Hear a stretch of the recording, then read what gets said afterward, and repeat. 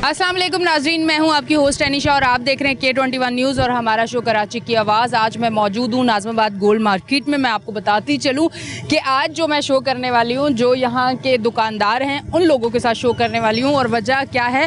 वजह ये है कि गोश्त के जो रेट हैं, जो इन्हें पीछे से गोश्त जिस रेट पर मिल रहा है और आगे इन्होंने जिस रेट पर लोगों को देना है, वो इतना ज़्यादा कोई मार्जिन नहीं है, जिसकी वजह से इनको नुकसान हो रहा है और इनको बड़ा जो है परेशानी का सामना करना पड़ रहा है। इसलिए आज इन्होंने हमें यहाँ बुलाया और अब हम इन दुकानदारों से बात करेंगे, क्योंकि कराची के जो भी मसाइल होते हैं हम उस पर शो करते हैं।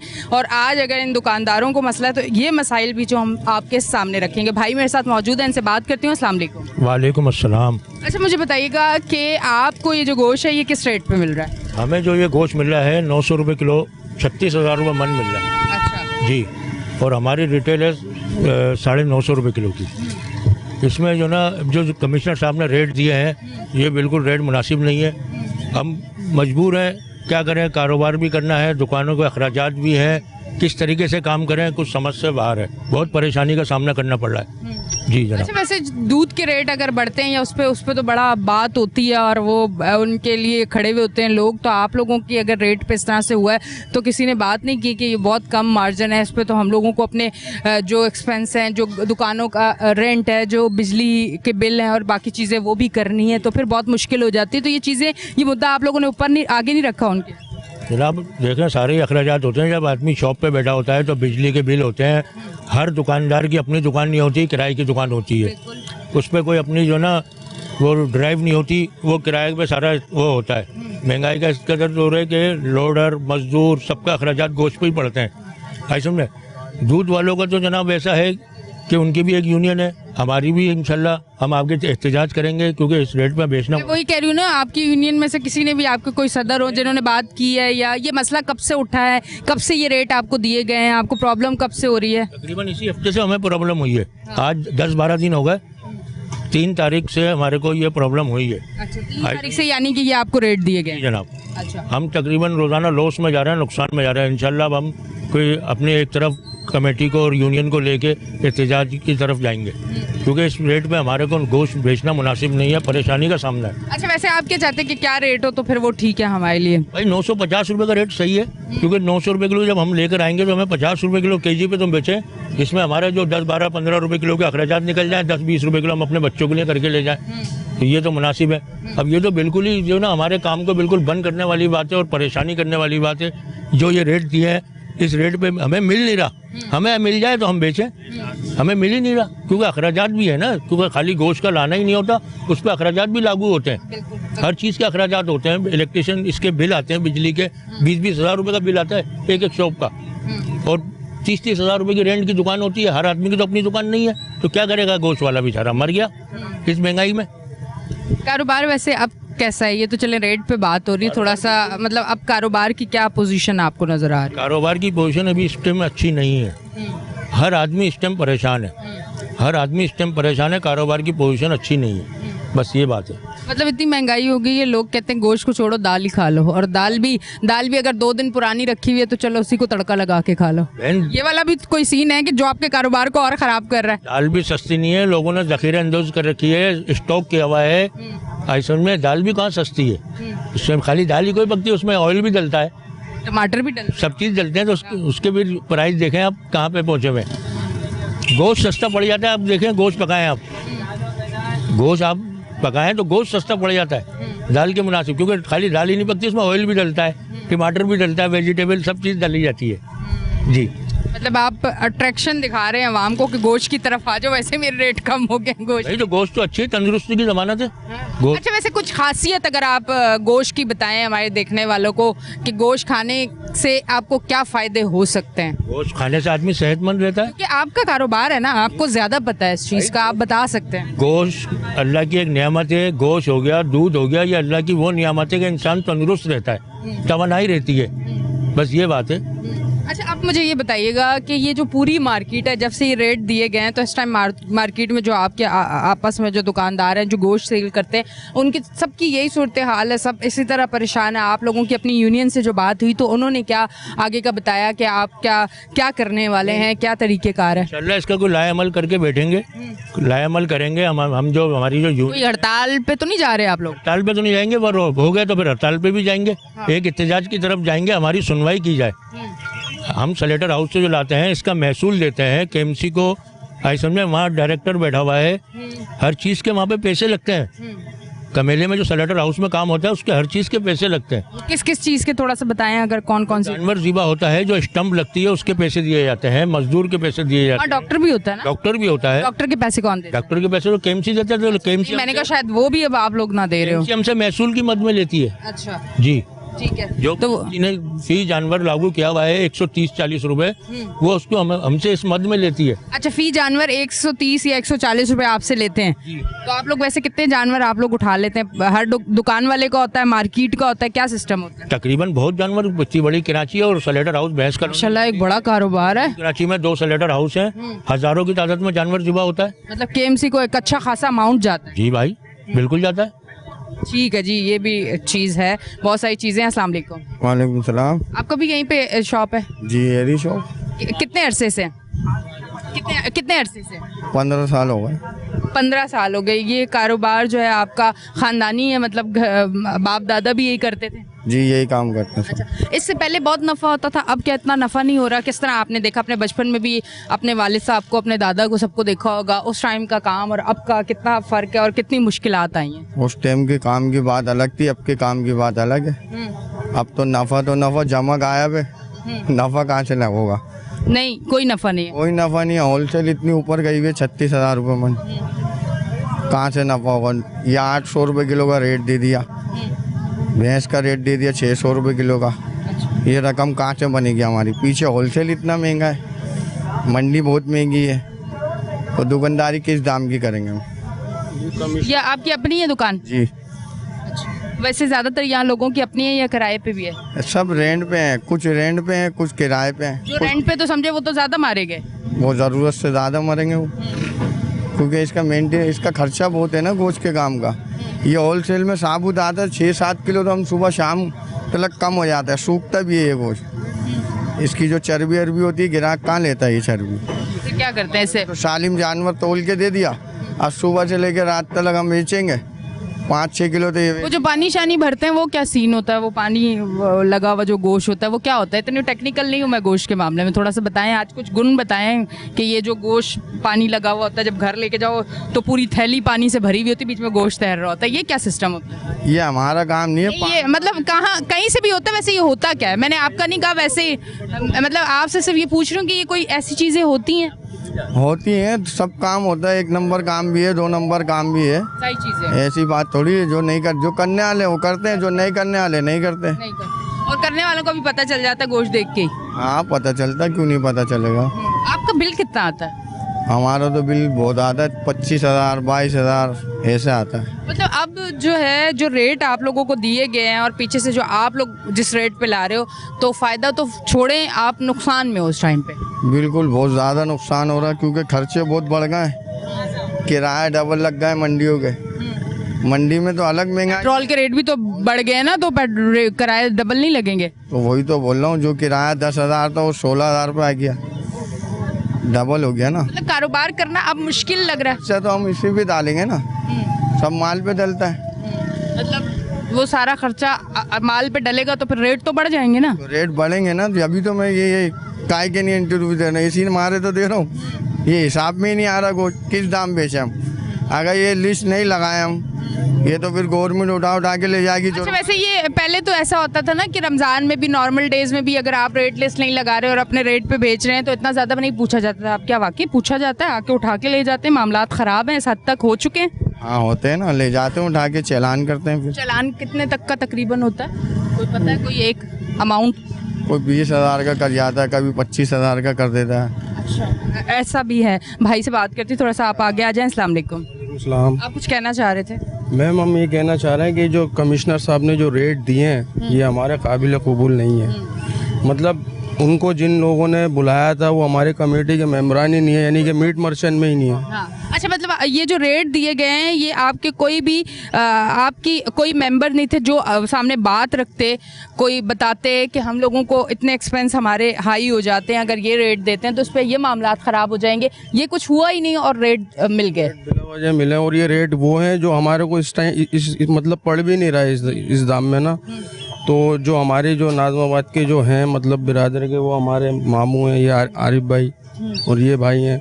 तो मतलब जिन लोगों को कमिश्नर साहब ने बुलाया है वो हमारी कमेटी के मेंबरान है ही नहीं। तो वो किसके थे? कोई दाल सब्जी के थे? कौन थे? मतलब गोश्त के नहीं थे तो फिर कौन थे वो? और ये रेट ये तो पता नहीं है ना, लेकिन ये जो रेट है ये हम लोगों के मतलब वारे से बाहर है। क्योंकि ऐसा तो हो नहीं सकता ना कि अगर आप लोगों के इन लोगों से बात ना किए बगैर किस तरह से रेट दे दिए गए होंगे, इस पे भी। हाँ, हमारी कमेटी के किसी को बुलाते तो हमारे इल्म में होता, हमें नॉलेज होती। अब हमें पता ही नहीं है रेट कब में क्या आ गए, तो ये तो फिर पता ही नहीं है ना कौन लोग दे गए, कौन लोग हैं, क्या है, इस बारे में नवेद भाई बता देंगे आपको। सही, ठीक है जी, मैं ब्रेक की जानिब जाऊंगी नाजरीन। अब हम लेते हैं एक ब्रेक, मिलते हैं ब्रेक के बाद।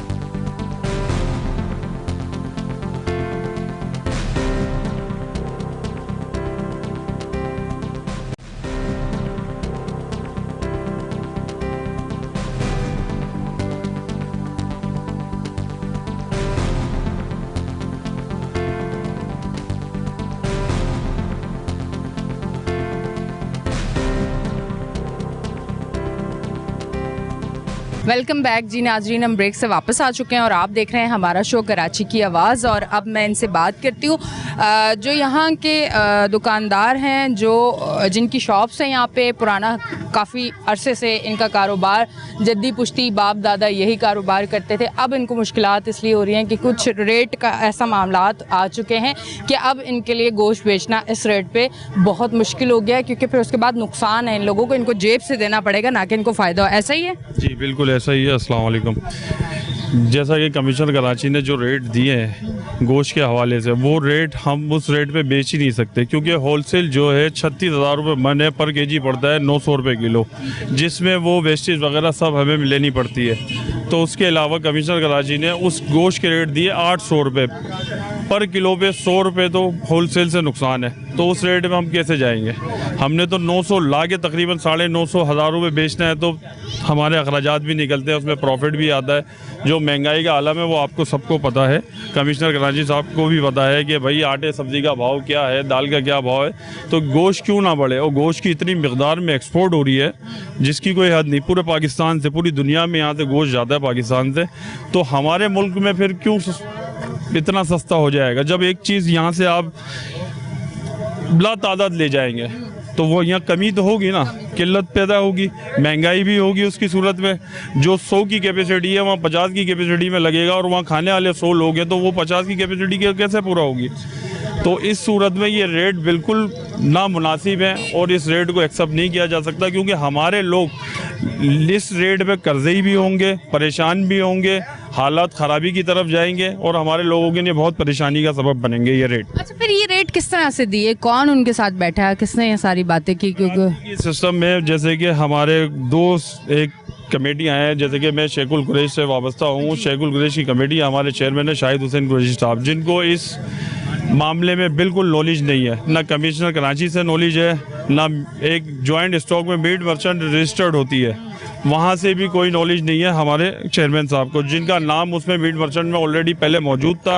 अब कुछ अनासिर हर जगह मौजूद होते हैं, हर कम्युनिटी में, हर सियासी मामलों में अपोजिशनें होती हैं, तो इसी जगह इसी तरीके से इस बिरादरी में भी हमारी अपोजिशनें चल रही हैं।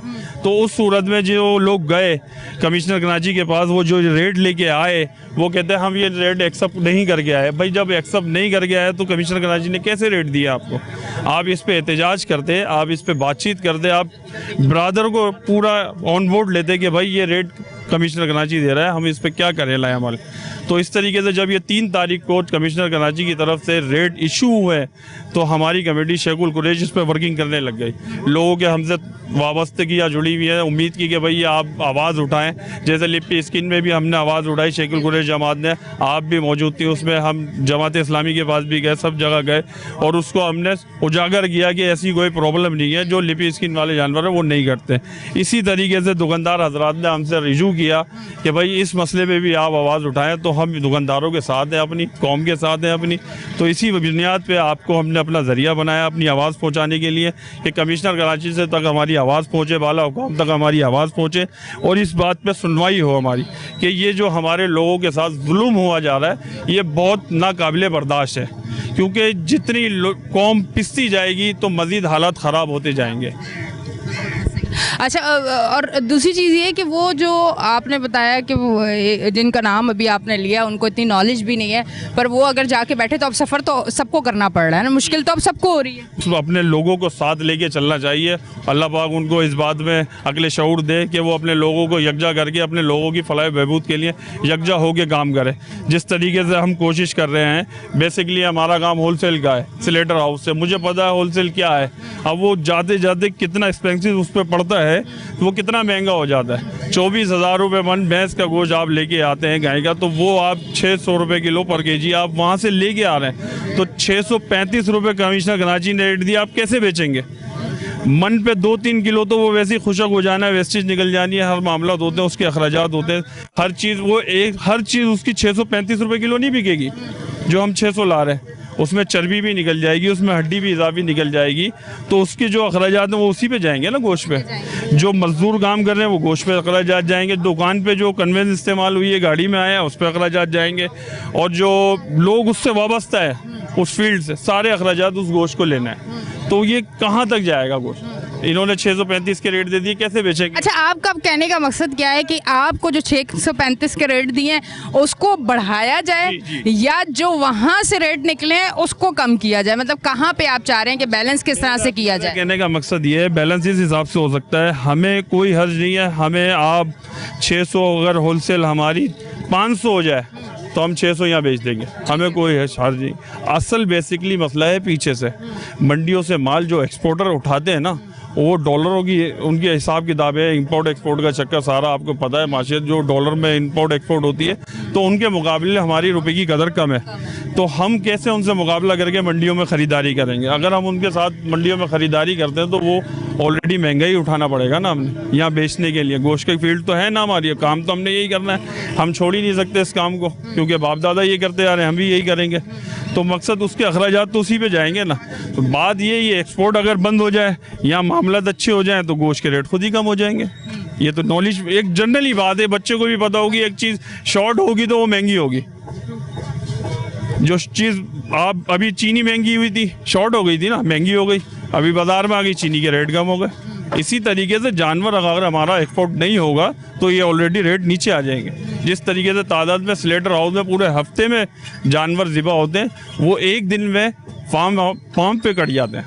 जो एक्सपोर्ट होते हैं वो एक दिन की तादाद में कट जाते हैं। जो हम पूरे हफ्ते की स्लेटर हाउस की तादाद उठाएं तो वो एक दिन की फार्म की तादाद में कट जाते हैं। तो एक दिन में और पूरे हफ्ते में जो डिवाइड है तो उस पर तो फ़र्क आना है ना, ये वजह है। ठीक है जी, बहुत बहुत शुक्रिया। इनका जो मुद्दा है, इनका जो मसला है जिसकी वजह से परेशानी का शिकार है, वो आपको हम बता रहे हैं। कमिश्नर कराची तक इनकी आवाज़ पहुंचा रहे हैं कि इन लोगों को बहुत ज़्यादा मुश्किल है इस रेट पे, क्योंकि इन लोगों के सारे एक्सपेंस उसी गोश्त से निकालते हैं और अब निकालना बहुत ज़्यादा मुश्किल हो गया क्योंकि रेट जिस तरह के दिए। ये तमाम तर मसाइल आपके सामने रखने का मकसद ये है कि इसको आप अच्छी तरह से देखें और देखने के बाद इसका कोई बेहतरीन हल निकालें जिसकी वजह से इनको भी आसानी हो, आवाम को भी आसानी हो, ताकि ये भी अपना काम आसानी से जारी व सारी रखें। क्योंकि पाकिस्तान हमारा मुल्क है, हमने रहना कराची में है, और अगर हम इस तरह से अपने ही लोगों को तकलीफ़ देंगे या वो किसी भी वजह से तकलीफ़ में होंगे तो यकीनन काम करना और बहुत सारे हालात को काबू करना थोड़ा मुश्किल हो जाएगा। इस तरफ आती हूँ, उनसे बात करती हूँ। अस्सलाम वालेकुम। वालेकुम अस्सलाम। आपका भी यही गोश्त का काम है? गोश्त का काम है मेरा। आज किस तरह से चल रहा है आजकल ये जो मामला 3-4 के बाद जो आप लोगों के लिए थोड़े से चेंज हुए, उसके बाद क्या सूरत हाल किस तरह से नज़र आ रही है? जब से 3 तारीख से जो नोटिफिकेशन कमिश्नर साहब की तरफ से निकला है, जब से तो परेशानी है, समझ से वाला दर है कि करें क्या, काम करें या काम को बंद करके बेरोज़गारी की तरफ जाएं या खुदा न खास्ता किसी क्रिमिनल एक्टिविटी की तरफ सोचें, करें क्या। क्या करें घर के मतलब इतनी सख्त सूरत हाल हो चुकी है। हाल है, बिल्कुल सख्त सूरत हाल है। जो होलसेल हमारे को 900-950 रुपये पड़ रहा है, कमिश्नर साहब कह रहे हैं 800 रुपये किलो बेचे। कैसे पॉसिबल है, कैसे मुमकिन है? दुकानदार के अखराजात हैं, बिल हैं, उसके कारीगरों के जो दिहाड़ियाँ उसने देनी होती हैं, वो सारा तो गोश्त पे ही उस पर वज़न आ रहा होता है। अब आप कहते हैं कि आप 900 रुपये ला के 800 रुपये बेचें, कैसे मुमकिन वाली बात है ही नहीं पॉसिबल। हम ये नहीं कहते कि महंगाई की शरह को बढ़ाया जाए, महंगाई है, आवाम परेशान है, लेकिन जो दुकानदार हैं, जो दुकानदार अपने घर वालों के रोज़ी माश का ज़रिया बने हुए हैं, इनको जायज़ रेट पे आप पीछे से होलसेल कराएं, ये रिटेल करेंगे क्यों नहीं करेंगे? अभी तो दुकानदार सुबह दुकान खोलते हुए घर बोल कर आता है कि अगर मैं आने में मुझे देर हो जाए तो ये नहीं समझना कि मैं कहीं काम में लगा हूँ, थाने आ जाना मेरे पीछे। असिस्टेंट कमिश्नर आएगा, वो हमें जुर्माना मारेगा, जुर्माना अगर हम नहीं पे कर सके वो हमें लॉकअप करेगा, लॉकअप नहीं करेगा तो वो हमें जेल कस्टडी कर देगा। ये घर सुबह बोल कर आ रहे हैं 2-4 रोज से। अच्छा, इसकी क्या वजूहत है? लेट तक काम करना है या आप लोग रेट लिस्ट नहीं लगाएंगे, क्या वजूहत? रेट कमिश्नर साहब ने दिए 800 रुपये किलो बेचे हैं। 800 तो घर पे ही नहीं पड़ रहा तो हम कैसे बेचेंगे? किस पे बेच रहे हैं अभी? तो अभी तो मजबूरी है हमारी इस रेट पे बेचना। एसोसिएशन के लोग हैं, हमारे मरकज़ी सर साहब खड़े हुए हैं और भी जिम्मेदारान हैं, उनसे रब्ता किया है कि कुछ इस पर लाएमल बनाए। K21 हमेशा हमारे साथ आवाज़ बनी है अवामी मसाइल को उजागर करने में। आप हमारे साथ पेश रहें, लंबी स्किन का साथ रहे, आप और भी इलाके इशूज़ में आप साथ रहें। हम आपके शुक्रगुजार हैं, आप दोबारा हमारे इस मसाइल को सुन के यहाँ पर तशरीफ़ लेकर आ गए, तो दोबारा हम कोशिश करेंगे अरबाब इख्तियार से, हुक्मरान बाला से, कमिश्नर साहब से कि सर जो आपने रेट मुकर्रर किए उन पर नज़रसानी करें। ये मुमकिन नहीं है कि हम इस पर कारोबार करें, ये तबाही की तरफ दुकानदार जा रहा है। और तो कारोबारी शख्स जो भी होता है वो मुल्क की बैकबोन होता है, कारोबार से ही मुल्क चलता है। अगर आप कारोबारी को इस तरीके से दीवार से लगा दोगे तो कैसे मुमकिन कारोबार, कैसे मुल्क को आप चलाओगे? आज गोश्त वाला परेशान है, कल दूसरा परेशान हो जाएगा। आपने तो अपने असिस्टेंट कमिश्नर आएंगे, पुलिस मोबाइल लाएंगे, वो रेट देखेंगे, नहीं बेच रहा वो ले जाएंगे। लेकिन जो हमारे को रेट मुकर्रर कर दिए गए हैं उस पर हम कैसे कारोबार करें? ये भारी जुर्माना भी आप लोगों पे लग जाएगा। अरे क्यों नहीं लगेगा, हम पे लगेगा। क्रिमिनल एक्टिविटी में आ रहे हैं ना, सरकार जो हमें नर्क पे रेटों का तयन कर रही है, हम उस रेटों पे कोई चीज़ को नहीं बेचेंगे तो हम तो जुर्म है ना। अच्छा, ये इतनी सख्ती अब हो गई है? क्योंकि पिछले दिनों तो जब मैं आवाम में जाती थी तो वो यही कहते थे कि रेट लिस्ट तो होती नहीं है, उस पर काम होता ही नहीं, इस मार्केट में इस रेट पे चीज़ जा रही है, उस मार्केट में इस रेट पे चीज़ जा रही है। मतलब अब थोड़ी सी सख्ती हो चुकी है, चेक एंड बैलेंस शुरू हो चुका है। बहुत ज़्यादा सख्ती है और ये होनी चाहिए, इससे आवाम को रिलीफ मिलेगा। सख्ती होगी तो आवाम तक सही रेट पे सौदा पहुँचेगा, अच्छी क्वालिटी पहुँचेगी। सख्ती होनी चाहिए, हम इदारों के शुक्रगुजार हैं, सख्ती कर रहे हैं वो। अच्छा मुझे बताएं, ये जुल्म तो ना करें ना। अच्छा मुझे बताएं, ये आपका गोश्त की क्वालिटी भी आपकी चेक होती है? बिल्कुल चेक होती है अल्हम्दुलिल्लाह। जैसे आपने उन दूसरे दुकानदार से सवाल किया था कि पानी वाला गोश्त, देखें जो ये काम करता है वो हम में से नहीं है, करता है, इदारे मौजूद हैं, कार्रवाई करें, उनको बंद करना है, जो करना है आपके पास डोमेन है, आपका इख्तियार है, आप जो करना चाहें करें उनके साथ। ठीक है जी, बहुत बहुत शुक्रिया। भाई मेरे साथ मौजूद है, उनसे भी बात करूंगी। ब्रेक की जाने पहले जाऊंगी और वापस आऊंगी, फिर उनसे बात करूंगी। लेते हैं एक ब्रेक, मिलते हैं ब्रेक के बाद।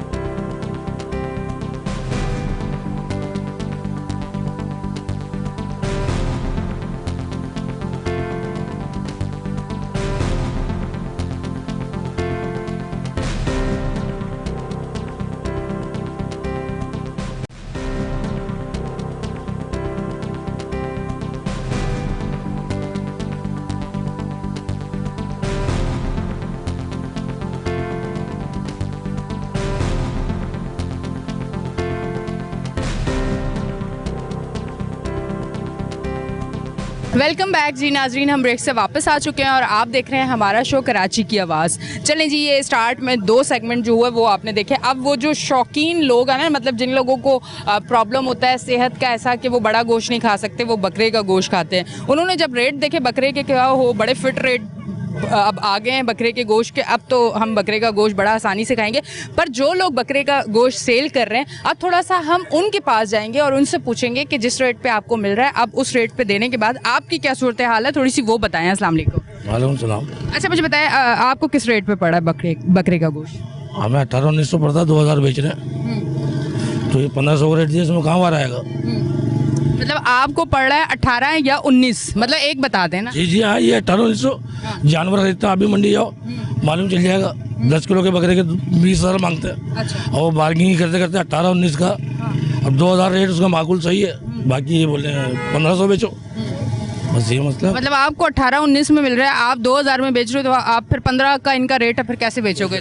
तो कैसे बेचेंगे? आए तो होंगे आपके पास कि भाई ये क्या कर रहे हो, रेट लेस लगा के और इस तरह से बेच रहे हो। अभी तक तो ऐसा नहीं। वैसे ये खौफ है सर पे कि आएंगे तो मसला हो जाएगा। हाँ ऐसा है। बात ये है कि जो इनके घर में है ना, इनकी फैमिली वो भी इंतजार कर रही होती है कि घर पे कमा के पैसे आएंगे, बच्चे का दूध आएगा, खाना आएगा, रोटी आएगी, सिलेंडर में गैस आएगी, क्योंकि कराची वालों के पास गैस ही नहीं है, और पानी जो है वो भी बाहर से खरीद के, नहाने का भी और पीने का भी, तो उसके लिए इनको कमाना पड़ेगा। और कमाने के लिए अगर आप रेट अच्छे नहीं देंगे तो फिर मेरे भाइयों को तो ये चीज़ें करनी पड़ेंगी, और जब ये चीज़ें करेंगे तो फिर आप आके इनको पकड़ेंगे और पकड़ के अंदर लेके जाएंगे, फिर 20-25 हज़ार इन गरीबों को देने पड़ेंगे। तो मामलात ये हैं कि इन लोगों को साथ बिठाएं, इनसे बात करें, क्योंकि ताजिर जो है वो रीढ़ की हड्डी का काम करता है, और अगर ताजिर किसी मुल्क का, शहर का अगर तकलीफ में और कमज़ोर हो रहा, तो आप सोच लें कि अगर आपकी रीढ़ की हड्डी कमज़ोर होगी तो आप प्रॉपर तरीके से खड़े नहीं हो सकते। ये एक पॉजिटिव मैसेज मैं दे रही हूँ, क्योंकि मैं भी कराची वाली हूँ और मैं कराची वालों के लिए ही बात करती हूँ।